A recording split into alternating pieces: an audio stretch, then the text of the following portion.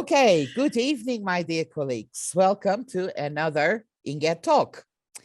Today, our guest is Professor Dr. Gülsev Pakkan. Gülsev Hocam currently works at the Department of English Language and Literature at Selçuk University as a full professor. She has worked at Gazi University, Hacettepe University, Ufuk University, and Başkent University in both administrative and academic positions. Her interest areas are, of course, language teaching in general, language learning and teaching in general, but also curriculum development, materials development and evaluation, teacher education, in addition to general information related to approaches, methods, teaching skills, and teaching sub-skills. This evening, the title of her talk is How We Discovered Our Philosophy of English Teaching. Gülsev Hocam, thank you very much for accepting to be our guest speaker this evening, and welcome again. The screen is all yours. Okay, thank you, Aydın Hocam. Good evening, dear colleagues. It's a great pleasure for me to present in the Inget session. I would like to thank, of course, Aydın Hoca for inviting me as a speaker for this session. And I would also thank all of you for joining this Zoom session. I hope it's going to be a fruitful sharing of ideas and opinions for all of us. When Aydın Hoca asked me to make a presentation for this Inget session, I was actually trying to conduct a kind of research project about the philosophy of English language teaching in Turkey. And I was doing some reading. I was looking at the literature to see what I can find about this topic. Yet I haven't conducted the project.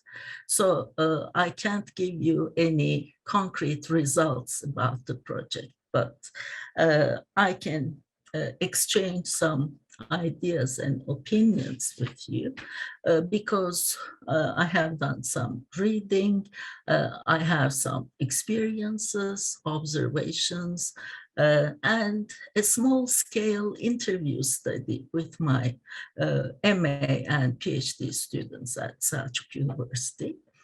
So I can talk about my opinions and ideas.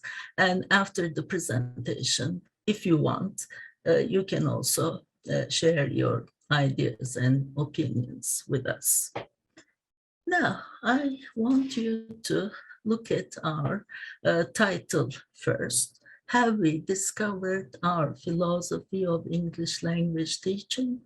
So it's a question. As you can see in this question, I've put two words in quotation marks because I believe these are the key concepts, key words of today's presentation. Let's look at we first. Who are we? First of all, we need to answer this question, we. Basically, we are the English language teachers, of course. We are the prospective English language teachers. We are the teacher educators. We are the coursebook writers. We are the material developers. We are the parents. We are the administrators, coursebook publishing companies, and of course, the Ministry of National Education. So you can find a lot of stakeholders, shareholders within this word, we. So in the rest of our presentation, when we say we, please understand that we refer to these people. The second word in the title, as you can see, is philosophy. Now, some people may say, why is philosophy here? What has English to do with,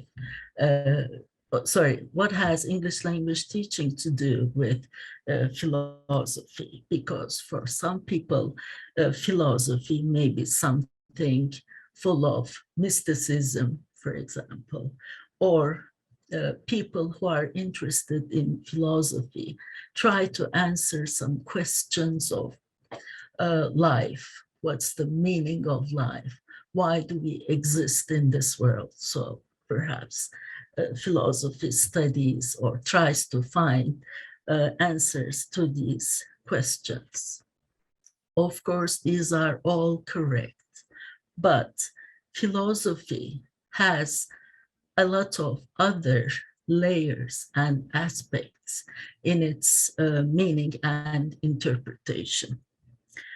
As Kiss mentions in his article 2007, The Philosophy of English Language Teaching. In its most common sense, philosophy helps us to make sense of the world we live in. In other words, we use philosophy, when we use philosophy, we try to find explanations for our actions or behavior and shed light on the environment in which we live or work.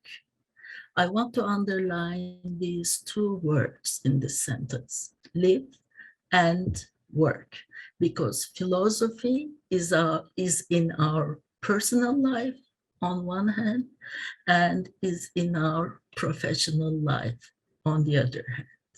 So it is everywhere, actually.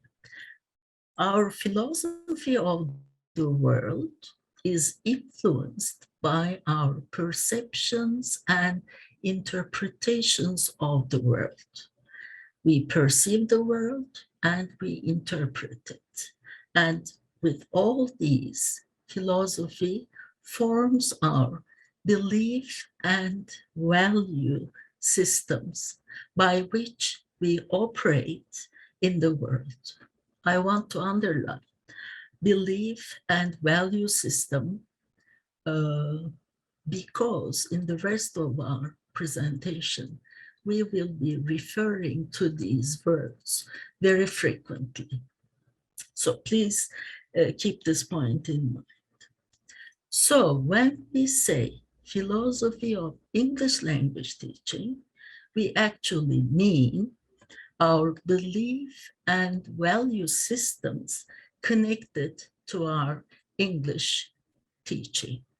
Every English teaching action or behavior, let's say, has some amount of philosophy.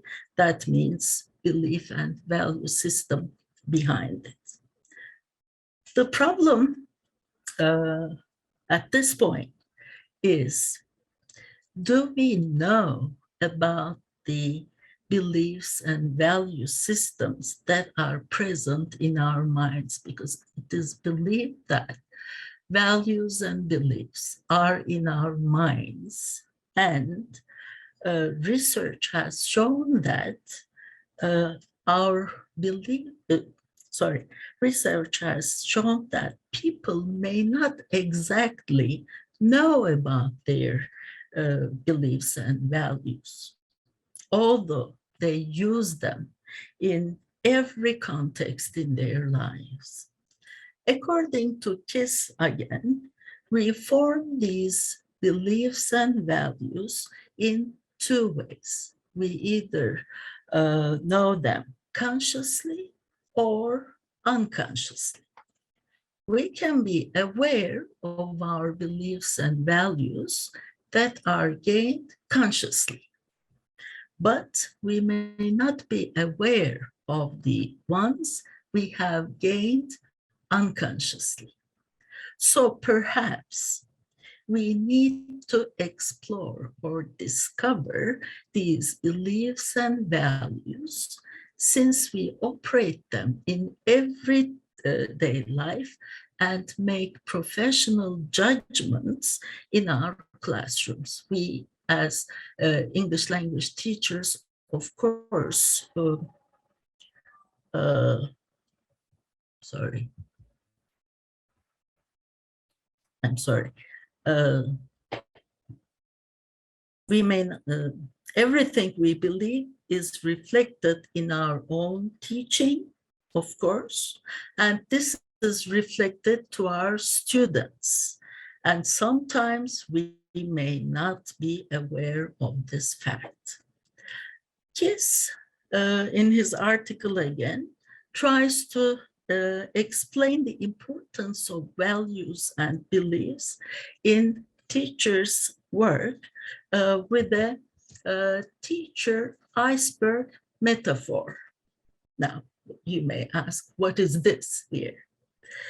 As we know, we can only see 10% of the icebergs above the water level. The rest is underneath. So 90% of the icebergs can't be seen. So teachers are like icebergs.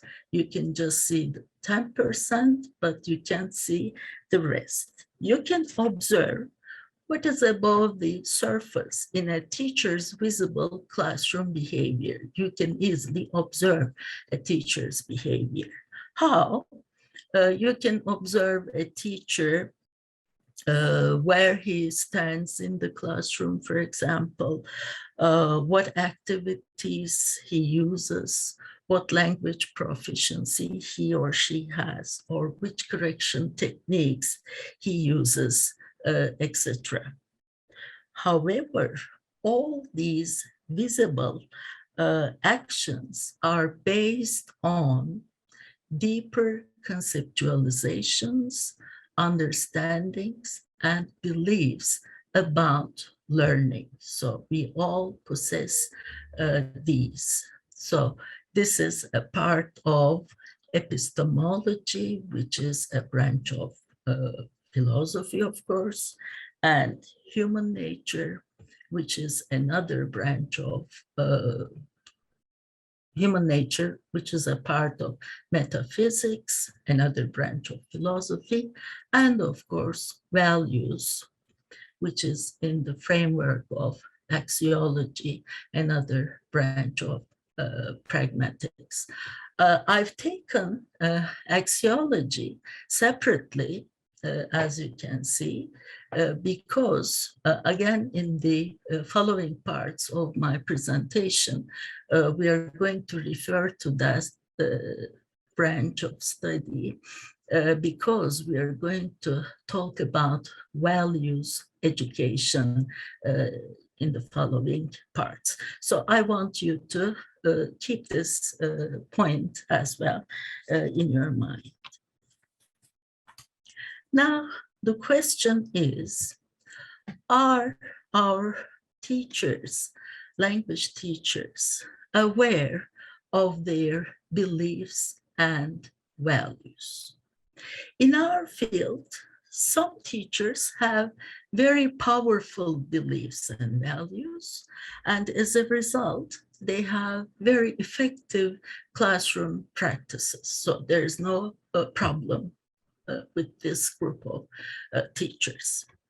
But there may be some teachers who do not have an internalized belief and value system. As Kiss mentions again, their philosophy of language teaching is usually constructed from ideas and impressions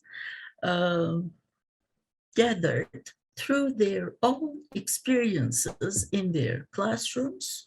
So they don't start with any value or belief system, but they experience them in their classrooms or from training sessions or from conferences, or they can reflect their own learning experiences as students to their teaching contexts. Of course, this is a problematic situation because he might have been taught through a rather old methodology, but today there's a newer methodology to be implemented in his or in their classes. So a kind of conflicting situation we have there, and we cannot explain this logically. Some teachers may get confused when they realize the new values in the field and cannot establish a kind of bridge between their old value system and the new value system in front of them. Sometimes when teachers are in search of discovering their beliefs and values, they may try to find the answers in the curricula designed by the authorities, thinking that there should be a kind of philosophy behind every language teaching program or curriculum. Actually, they are right. So if an English teacher in Turkey wants to learn the philosophy of English language teaching in our country, the main source is the curriculum designed by the Ministry of National Education. So let's see what kind of information that teacher finds about the philosophy, that means the belief and value system behind our English language teaching in Turkey. For this presentation, I have chosen the curriculum for the primary education. As you know, the curriculum also has a secondary education curriculum, but we are not interested in it in this presentation. We concentrate on the primary education. As you can see, this curriculum was prepared in 2018. But of course, it is the reviewed and revised version of the 2012 curriculum. As we all know, the ministry has been reviewing and updating the curricula in all subjects, not only English, but in all subjects for a long time. As we can understand from the explanations given by the ministry, this 2018 curriculum is the last revised version. It is the revised version of 2012 curriculum. It's a long story, the changes, the innovations of the curricula of the ministry, so I don't want to take your time. I just refer to 2012 and 2018 for the moment. So you can easily see the title, Major Philosophy of the Curriculum. It is very exciting to see this title in the curriculum because it shows us that this curriculum has a kind of belief and value system behind it. And I'm so happy to see that it is like this, because I don't know, Jam, you will remember in the previous years, we were looking for the objectives of ELT according to the ministry, and we couldn't find any documents or we couldn't find any explanations for that. But luckily today we have it. Now, why did we have this change in 2012? Because the system changed, like 4+4+4 model. This is the recent model. And what happens? each 4-year education corresponds to primary, elementary, and secondary education. And with this change, what happened to our English language teaching? We started to teach English from the 2nd grade onward. In the previous curriculum, in 2005, it was it started at the 4th grade onward, but this time we have 2nd grade onward. So that was an important change in the system. This curriculum was designed following the principles and descriptors of Common European Framework of Reference for Languages, and at the 2nd and 3rd grades, it is stated in the curriculum like this. I've taken all these, I'm quoting from the ministry website. Speaking and listening are the emphasized skills. Reading and writing skills are not taught at these grades. They can be taught in the higher grades. In the following sections, we are going to mention this point one more time. You may have some ideas about this. If you share your ideas about the teaching of only speaking and listening skills and not emphasizing reading and writing skills, I will be very happy.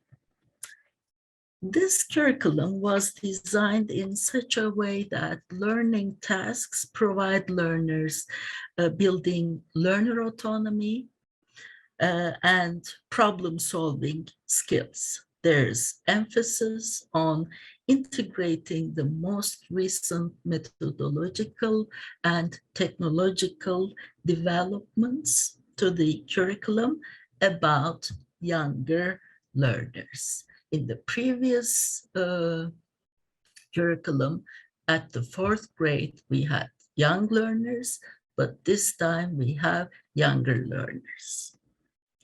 And learner autonomy, self-assessment, and appreciation appreciation for cultural diversity are the main descriptors of this curriculum. This curriculum was put into practice during the 2013 and 2014 teaching year for grades 2 and 5 first, and in subsequent years for grades 3 and 6, and then 4 and 7. Of course, teachers, our English language teachers, encountered a new challenge of teaching younger learners. In the previous curriculum, they had the challenge of teaching young learners. Now we have the teaching of younger learners, 2nd graders and 3rd graders. Some research about the readiness of teachers to teach younger learners showed gaps in their perceptions, beliefs, and value systems about teaching younger learners. Some changes are emphasized by the ministry, but just to make it short for us, I've taken the most important ones that I'm going to talk about in this presentation. The ministry says, basically, the curriculum, that means 2018 curriculum, was updated in line with the pedagogic philosophy of both basic skills and values education. So these are the two things I'm going to mention in the first part in the rest of my presentation. Now, what are these basic skills and why are they integrated into the curriculum of the English language teaching? Within a curriculum, literacy, numeracy, scientific and technological knowledge are considered as foundational, essential, or basic skills in primary education. As you know, primary school teachers normally teach these things to their students, but according to this curriculum, they should be integrated into the English language teaching program. This is what the ministry expects from English language teachers, especially for second and third grades. Today, it is believed that these basic skills are essential for successful participation in all aspects of modern societies. There's no objection to this. But I think the teaching of these basic skills through English language teaching can be a problematic situation because it requires knowledge and experience in teaching these skills to primary school students.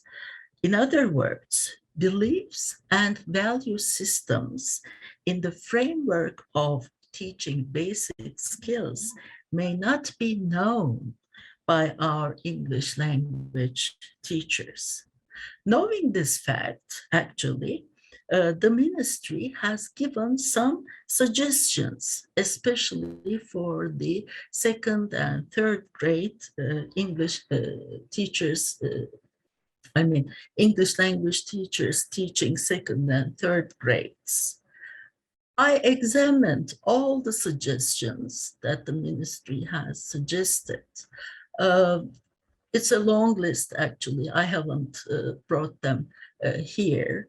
I can give you some examples. For example, it says, go from the known to the unknown, something very general. Or use media. Tell your learners that learning English is easy and enjoyable. Do not correct errors. Yes, these are all things that are used by our English language teachers. But among these suggestions, there are two suggestions that I want to share with you. The first one is students should not have notebooks. So there are no notebooks of students at the second and third grades. And remember, in the previous parts, we said that only speaking and listening are the language skills to be taught at the second and third grade. So emphasis will be on these skills, but there won't be an emphasis on reading and writing skills. Now, I think there's a kind of contradiction here, because on one side, we are trying to integrate the teaching of basic skills through our English teaching, and we said that basic skills are literacy, numeracy, scientific and technological knowledge, and we know that literacy is teaching what? Reading and writing, actually. So if you don't emphasize these skills, how can you emphasize that specific basic skill? I think this has to be modified somehow. But if you want, you can also express your opinions after the presentation about this topic.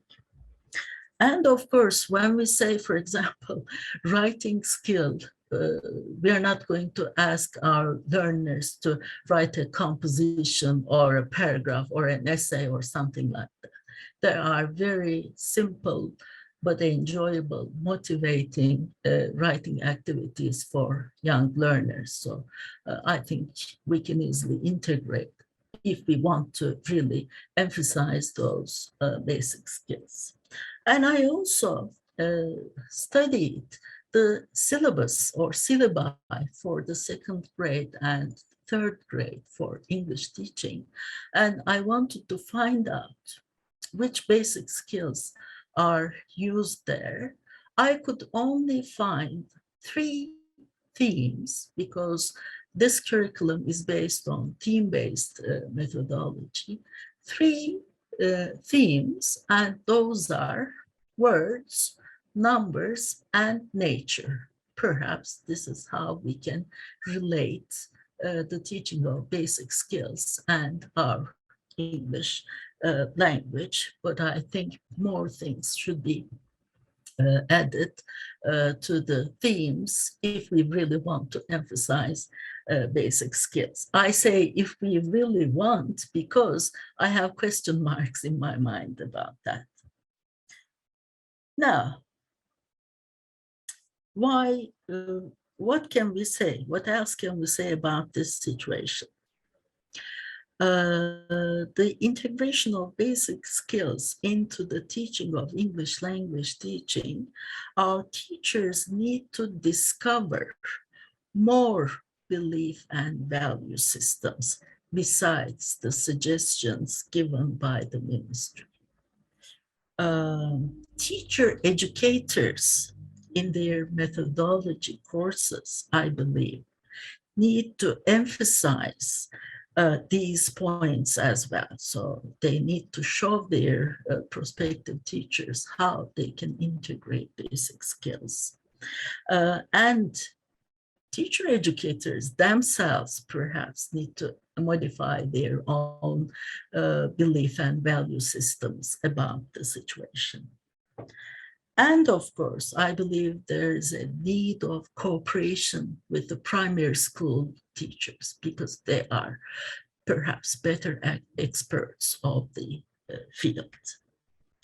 And there's another very important issue in this curriculum. There is no concrete course content. The ministry has provided the framework, and teachers and coursebook writers and material developers are expected to fill in this framework with contexts, with activities, with visuals, etc. So this time we have the problem of the value and belief systems of coursebook writers, material developers, publishing companies. So it's like the domino effect. If there's one problem with one stone, then the rest is a big problem. Now, let's have a look at the second change we had in the 2018 curriculum. And it is the integration of values education to our English language teaching. Before talking about the values education, perhaps we can quickly have a look at what we mean by value. What is a value? Of course, just like all concepts in fields of studies, it's the same. We have a lot of different definitions. I've selected some of them. Perhaps I can quickly go through them. For example, Schwartz in 1994 defines value as a concept or belief. Johnston in 2003 says beliefs help a person decide what is good or bad or right or wrong.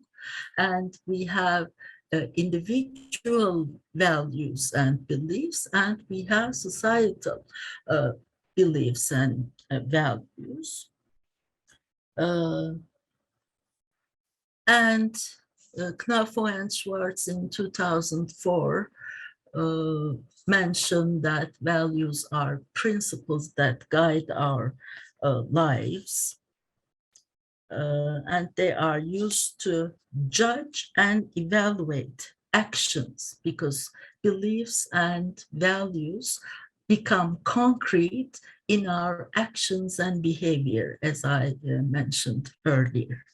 And we have Aspin in 2007 saying that values can be ideas, principles, rules, activities, and practices that people accept, prefer, and consider important. I think that this last definition of Aspin uh, is taking everything about value into consideration. But the problem at this point is which values are preferred by whom, and which value is important for someone, but which other value is not important. I've taken these definitions from Kırkgöz 2020. It's a very good study. If you're interested in the topic, you may go and read that article. So after defining what a value is, now let's see what we mean by values education. We can simply define it as a kind of education that enable especially primary school students to recognize some values in their societies. UNESCO in 2005 prepared an international education project. The name is Let's Share Our Values for a Better World. And in this project, okay, later perhaps we can have a look at it. UNESCO listed 12 universal values, saying that in a global world, there should be common values that we all share. So after this project, values education has become more important in the curricula of schools.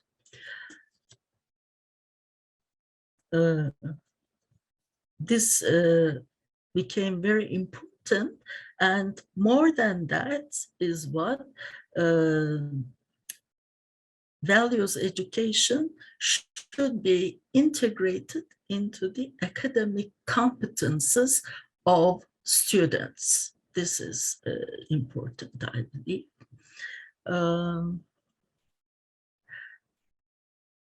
The main aim of values education is to influence students to internalize social norms, to help them socialize and practice acceptable or appropriate behavior. This is another question. What is an acceptable behavior? What is an appropriate behavior? It may be a bit difficult to draw the borders for such concepts. Values education also helps develop individuals' perception of various social responsibilities that influence their decisions and actions, as Thornburg mentions in 2008. Now, how is values education done? Basically, it is done in two ways, either as a separate course in the curriculum or incorporated into existing courses. And our ministry has chosen the second way and incorporated values education into the English language teaching curriculum of the primary education in 2018. And we are expected to do that. Now, according to the ministry, this curriculum is different from the previous one in a sense that it focuses on values education and the key values that should be transferred to the learners in line with the learning outcomes are listed by the ministry. At the top, you can see the values presented or listed by UNESCO, and you can also see our values. If you compare and contrast the values listed, there are some common values, but there are some differences. For example, the Ministry of National Education has listed friendship, justice, honesty, self-control, patience, respect, love, responsibility, patriotism, and altruism. So these are the values we need to emphasize in our English lessons. These values should not be considered as separate entities. They should be embedded into the themes and topics of the syllabi, the ministry says. So you have to use these values in contexts, in tasks, in activities, in themes and topics of the English teaching syllabus. Again, I'm quoting from the ministry. Values refer to the personal and societal beliefs and attitudes that are framed by specific universal and national dispositions. So our values are like a combination of some universal values and national values. So we can understand that we should possess, in a way, some universal values, but there are also values specific to our nations, perhaps, and we need to combine them. In the following part of values education, there are some suggestions for teachers and material designers. As I told you earlier, there isn't a concrete course content presented by the ministry. It is left to the teachers and material designers to fill in the gaps in the syllabus. So this is the suggestion. Teachers and material designers should take their learners' ages, psychological and sociological levels into consideration in selecting characters, texts, visuals to be used during the instruction process. This is a common principle that we all know. The selection of the characters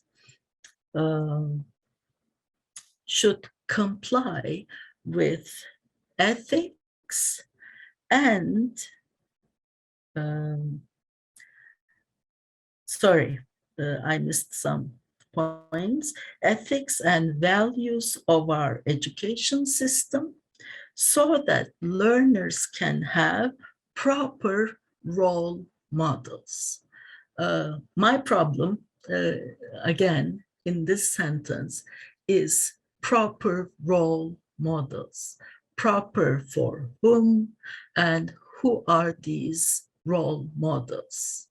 How can you choose these models, role models, to be presented in course books? So this is a big problem, because we know that we can have role models for a group of people, specific communities, societies, foundations. So do we have role models on which we have a consensus is the biggest problem I think we have in this point, at this point.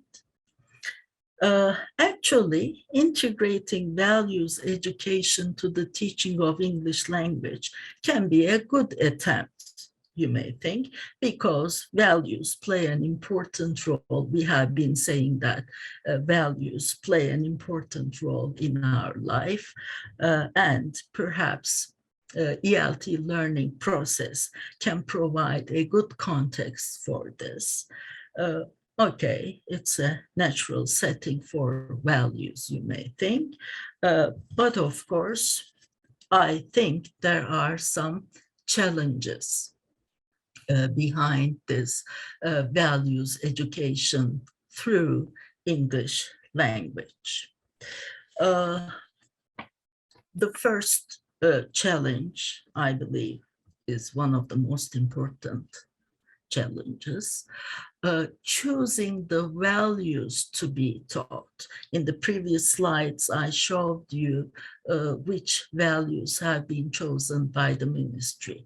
But if you were given the chance to choose those values to be integrated into the curriculum of the primary education, would you choose the same values, or do you want to have other values? Or what do we understand from these values is also very important. Take justice, for example. What do we understand from justice?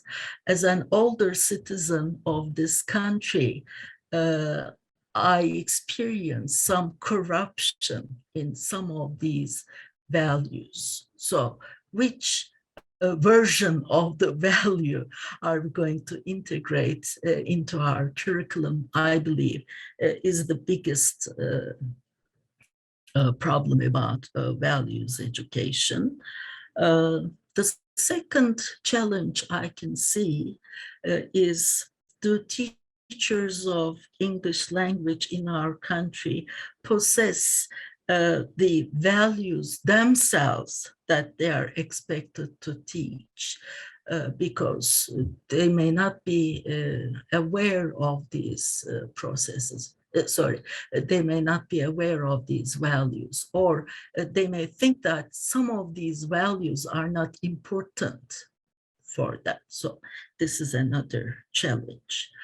Or are the English language teachers equipped with the knowledge of teaching values through the contexts, tasks, and activities of ELT, because they are not perhaps trained in this way? It's another branch of study. If you read the literature, I'm sure you will realize this. It's a different topic, field of study. And another challenge, are the teacher educators equipped with the knowledge of values teaching through English language teaching? So this is another challenge.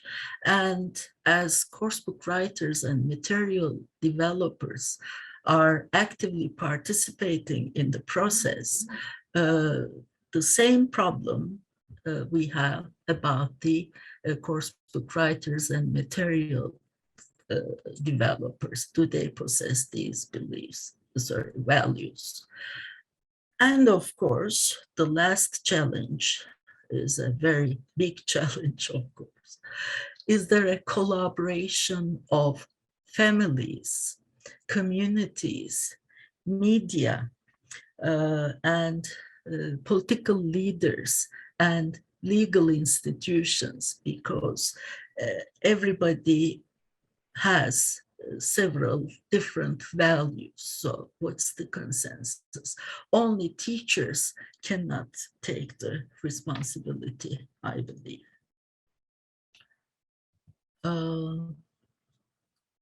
This is the first part of the presentation, but the second part is shorter, don't worry. we're going to answer, or we're going to try to answer this question. Is there a global philosophy of English language teaching? Because today we talk about a globalized world, and the world is becoming a kind of small village, they say. Or are there philosophies changing from continent to continent, region to region, country to country, or even school to school? Again, Kiss tries to answer this question, and he has basically three answers. I'm quoting from him. He says, our educational beliefs are constantly changing. So once you have your beliefs and ideas and values, it doesn't mean that it's a guarantee that you use all these beliefs forever. No, our beliefs are constantly changing because we've received new impulses from both the educational context and the social context. These signals are compared to our existing beliefs and modified as a result of a never-ending flow of information. We need to do this, otherwise we remain old in all cases. Therefore, we should always know that once we have set our philosophy of teaching, it will not be the same forever. We need to modify our philosophy of English teaching constantly. This is the first answer. The second answer, global theories should be viewed in the light of local values and features, because sometimes due to the characteristics of the country or certain regions or even certain schools, there may be some local values that you need to consider. It is impossible to think that all teachers in different parts of the world will adopt the same teaching methods and techniques. Teachers need to interpret and evaluate all the existing teaching principles and methods and values and beliefs in relation to their own classroom realities and social expectations of the context they live and work in. And the third answer, Kiss says, mainstream education will never be fully globalized. There can be features of globalization and standardization of certain areas, such as exams and teacher requirements, but the actual interpretation of what teaching and learning should entail will be essentially different in different settings for many more years. So it may be a good idea to explore and discover your beliefs and values and not accept ready-made values and ideas without considering their merits. So in one sentence, we can say, discover your own philosophy of English language teaching. As a conclusion and as for suggestions, I've summarized them like this. If we expect all our ELT teachers to discover their philosophy of ELT and to implement this philosophy of ELT successfully in their classes, in their pre-service education, they should be informed that continuous professional development is very essential, because sometimes our teachers, once they graduate and start teaching in their classrooms, think that they have gained all the necessary knowledge, belief and value systems and everything, and there's no need to modify them, but it is required to continue developing yourself professionally. As you all know, there are lots of activities that we can make use of to continue our professional development. Sometimes teachers think that only we have in-service training programs. No, today we have other more development activities. So we should tell our prospective teachers that this is a continuing process. And the second point, if values education, and as we said, the same thing for basic skills, is an integrated aspect of ELT, as the ministry expects this from us, then prospective teachers need to be equipped with the methodology of teaching values through English language. But as I told you earlier, there are some challenges. So we have to keep all these points in our mind. Okay, this is all from me. I hope it wasn't too long. Okay, thank you for listening. Gülsev Hocam, thank you very much for this highly informative and eye-opening talk. And if you can just stop sharing the screen, then we can see our participants. And yeah, if you have any comments or any questions, you can either raise your hand or write it in the chat box. While I would be very happy if we have some ideas. Of course, our participants will definitely come up with some ideas. In fact, we have some questions in the chat box, but before that, I have a question for you, Gülsev Hocam. Yes. Okay. You have mentioned, and I also deal with curriculum development, as you know. Yes. The ministry openly states that for primary school students, especially for the second and third graders, speaking and listening are more important and should be emphasized more. Yes. And reading and writing can be postponed. Now, the question here is there a clash of philosophies when they say that they are trying to implement common European framework of references for language? Are they doing audiolingual method? What do you think? What is your personal opinion?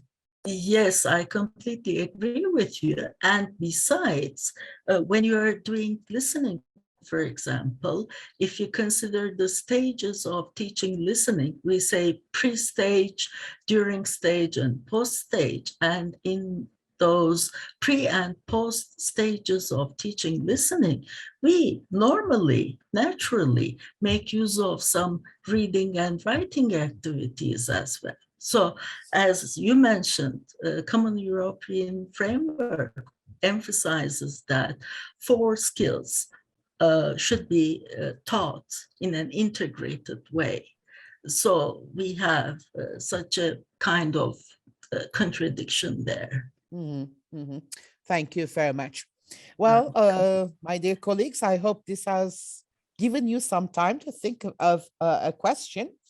Pınar Hocam, in fact, has raised a question, but I believe it's not directly related to what you have talked about. Pınar Hocam, would you like to raise your own question, ask your own question? Do you want me to read it from the chat box? You're more than welcome to unmute yourself and ask your own question.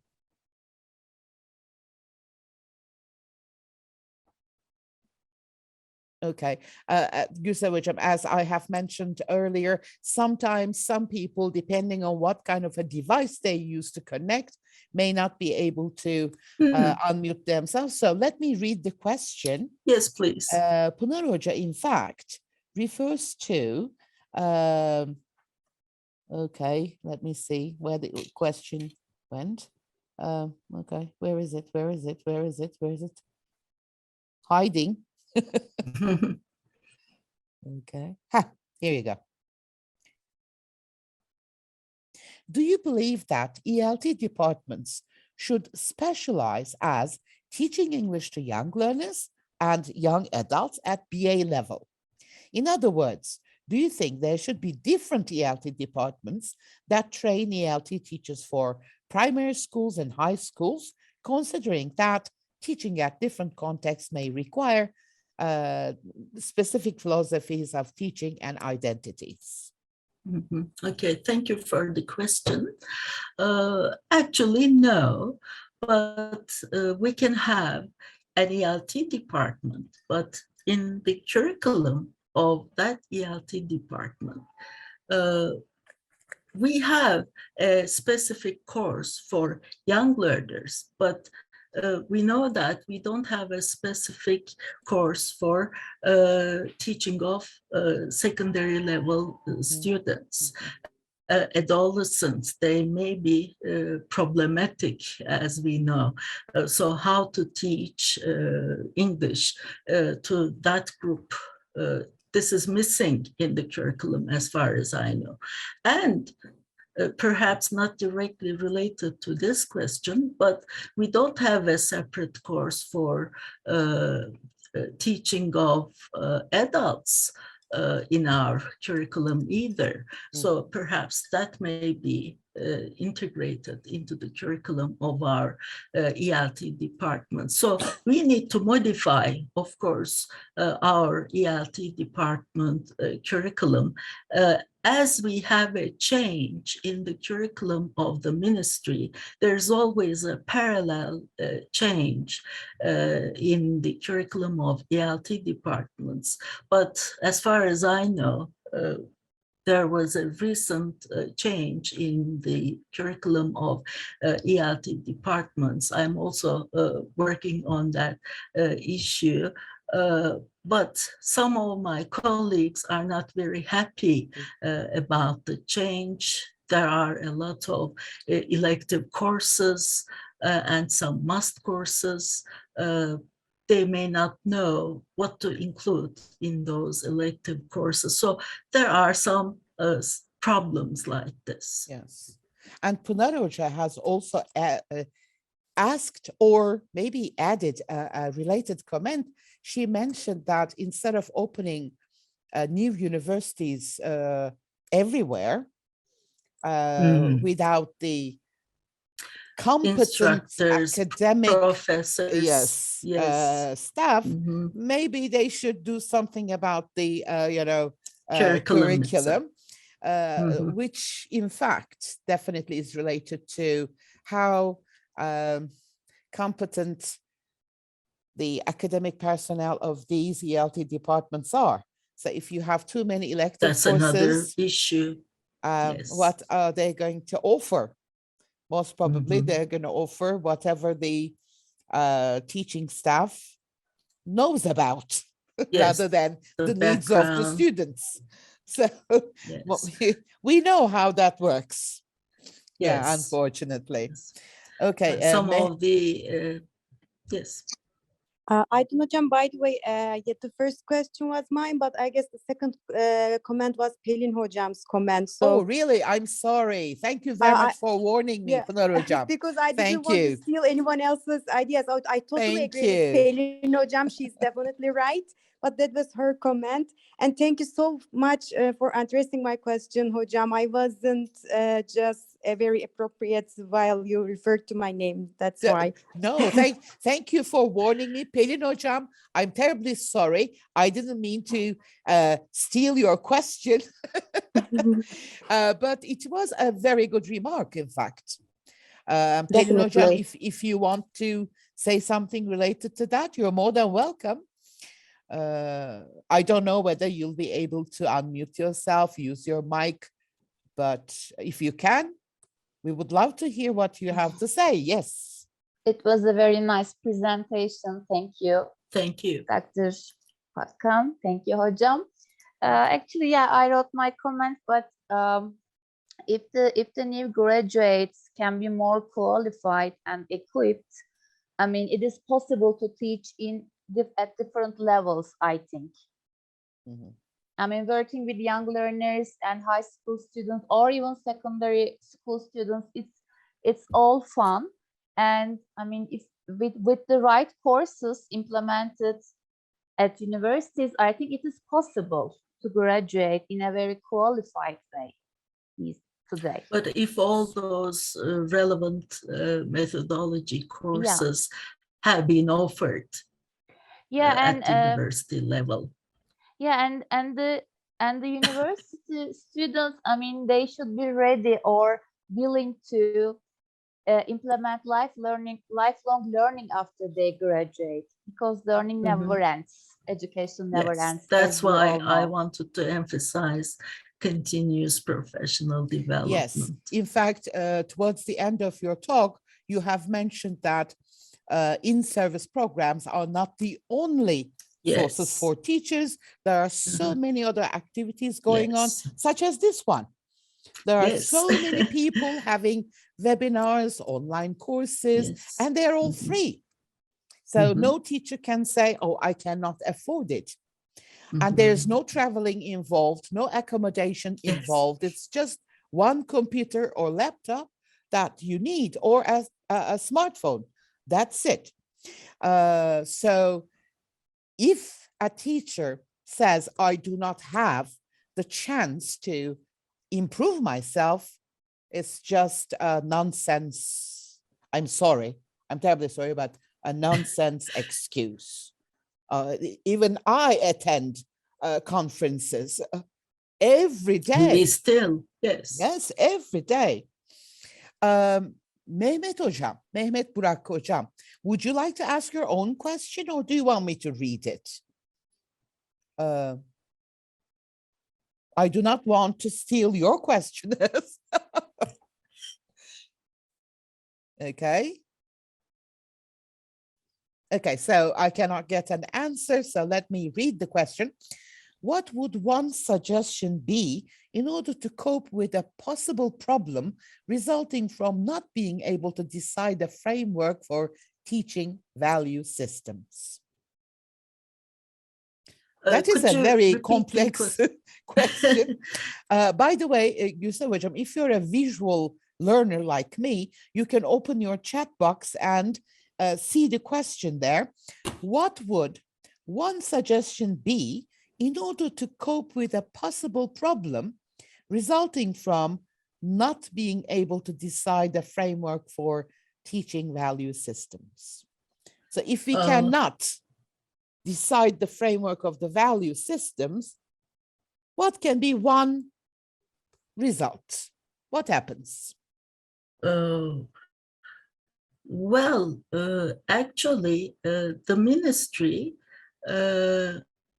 leaves this to teachers and course book writers and material developers, as I said in the presentation. So as a teacher, if you're equipped with the knowledge or methodology to include or exclude or integrate such value systems or beliefs into your teaching, of course, you can develop your own materials, you can develop your own contexts or tasks or activities for such situations. This is what I can say. And what would you say, Gülsev Hocam, if I kind of come up with this remark, if we do not have a framework of value systems, is it possible that we move away as teachers or as the ministry or as the curriculum, if we cannot the ministry be given has given the values. Okay, if let's assume that we don't have those values, and even those values are questionable. I mean, yes, what does it mean when I say patriotism to you? And what does it mean to me? You know, that is not objective. I believe it's subjective. But is it value education or value imposing? Yes, in fact, I didn't mention these issues in my presentation, but as you go through the literature about values education, you can come across with a lot of criticism brought to teaching values, because some people, some scholars believe that this is against the principles of democracy, because as you said, you're imposing values on people, and very young people actually, and you are trying to shape their character or personality or value system or belief system, and this is not fair, they say.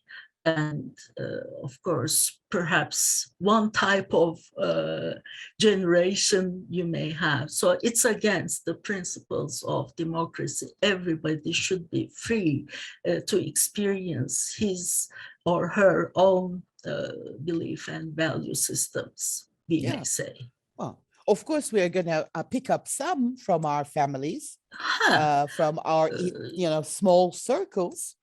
But who's going to say that my values are better than yours or your values are better than mine? Very difficult to very say. difficult, very difficult. Well, of course, no one is going to, for example, question if you talk about respecting the elderly.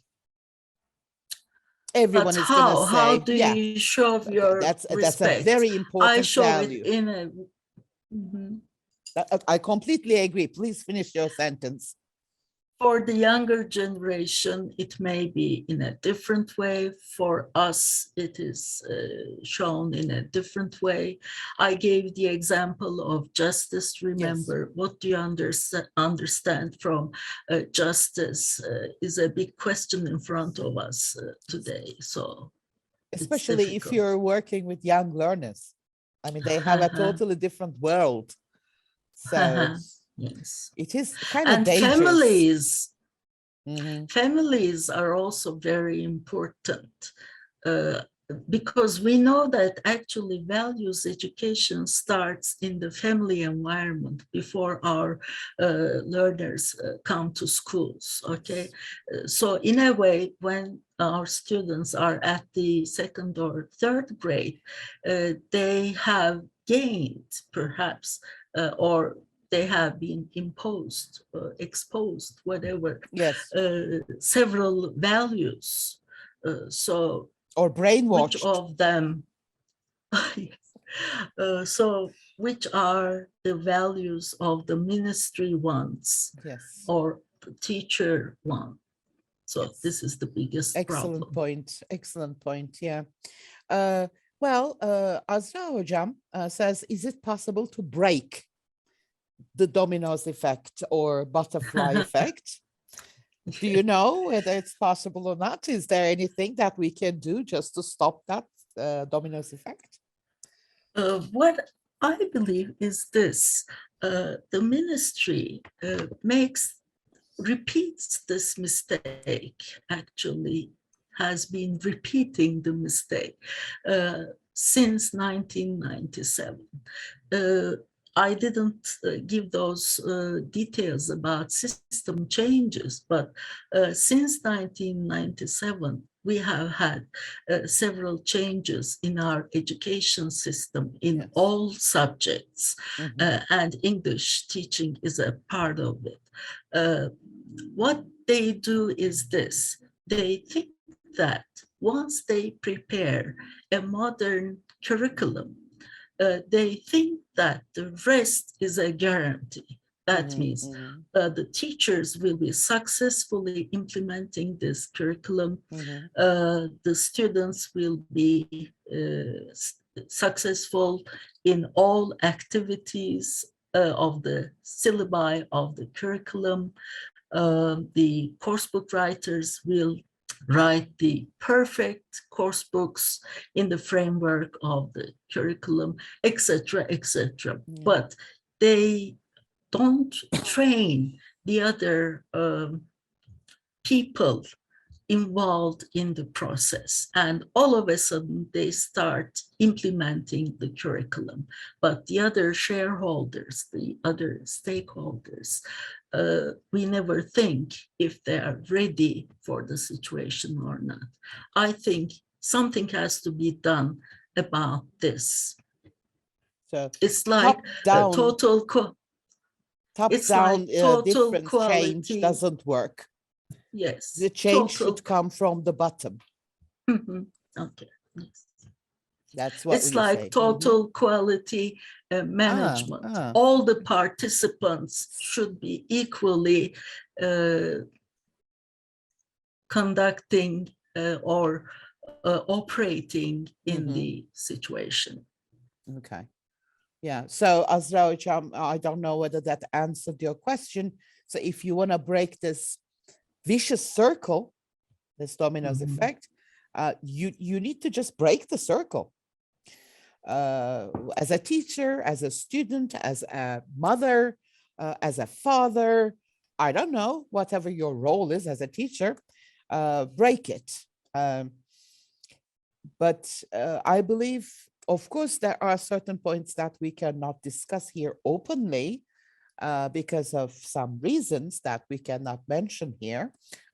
But you all know what we are talking about. I believe what Gülsev Hocam has mentioned this evening has inspired us all. Now we can at least reflect on our values, whether, Yes, right, Gülsev Hocam? So this is a yes, kind of yes. I find it very important. awareness raising session for us. So see, maybe dominoes effect is not that bad. Now that we are aware of this, we will try to, reflect on our values, what we do, how we do it, and then maybe we reflect it on our students. How about that? So sometimes dominoes effect is not bad. It can be good. Yes. Mhm. Because we know that everything we reflect into our classroom means everything we reflect to our learners. So it's like a mirror. We see us actually Yes. in the eyes of our learners. Yeah.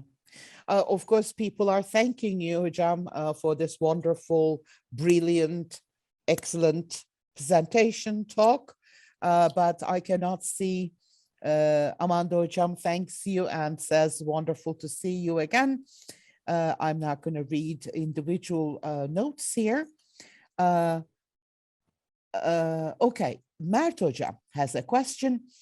Why do all fourth grade students, I believe he's referring to ELT department students, have to pass the practicum course, even if many of them are usually not competent? Is there such a philosophical consensus in the ELT Academy, or any punishment when they have them retake the course? Okay, so it is not a must, Mert Hocam, but it is a tendency. I believe that's what you're referring. Hocam, what do you think? Do we need to, should we flunk some of the students? Well, in my experience, I have had some students who have been very successful in their practice teaching. But of course, I, to a certain extent, agree with Mert, because this is a big problem. I don't know how I can say it. We send our fourth-year students to practice teaching to some schools, and there are some English teachers there together with our candidates. They get into classrooms, and our students observe the teaching of those teachers. And next week they come to us and they say, well, you have taught us very modern principles of teaching English. We went into this classroom and we observed the teacher using very old methodology in his or her teaching. Now, what do you want us to do? Do you want us to teach in the way you taught us, or do you want us to teach in the way that teacher teaches his students? So we know this fact very well, and that's why perhaps we cannot fail some of our fourth-year students in practice teaching, but we need to trust them as well, that they're going to implement the necessary methodology when they become English language teachers. Yeah. Well, of course, there are excellent language teachers out Of there course. who have been great mentors for our students. However, there are also, well, as you know, we are human beings. There are always bad apples among good ones. So it is impossible to tell a bad apple from a good apple. So, but I personally have failed several students Yes, from practicum. And I know that Gülsev Hocam has done that as well. So we have bad reputation. Some of our students hate us. Because it is not because we want to fail people, it is because we want to honor successful students. Because if you push all the students, successful students start believing that they should have just taken it easy and they would have also succeeded. See, if you do not honor your successful students, they're not going to continue working hard, trying hard, right? So it's not because we are bad people and we want to fail students. No, not that. Yeah. Well, thank you very much. Gülsev Hocam is very tired now. And I promised her to finish it in 1 hour, and then we will only give 15 minutes for questions, but you keep her busy. What's wrong with you? Okay, are there any other questions, any other remarks? Otherwise, I will close the session. Yes, thank you as well. Well, Gülsev Hocam, I cannot thank you enough, really, for one, accepting to be with us, two, for this wonderful talk. No one has talked about this topic. Now we're gonna maybe discuss this, think about it again and again, and hopefully we will have some positive outcomes. And my dear colleagues, thank you very much for, of course, being with us, attending this talk. I know that you have enjoyed it. Come on, confess it. So, Gülsev Hocam, would you like to say farewell? I thank you all for joining the session. It was a great pleasure for me to share my ideas and opinions with you. Thank you very much for your contributions. Okay, thank you. Please take very good care of yourselves and hope to see you next week. Thank you, Gülsev Hocam, again. Okay, thank you. Bye-bye, Bye-bye. everyone. Bye-bye. Good night. Good night.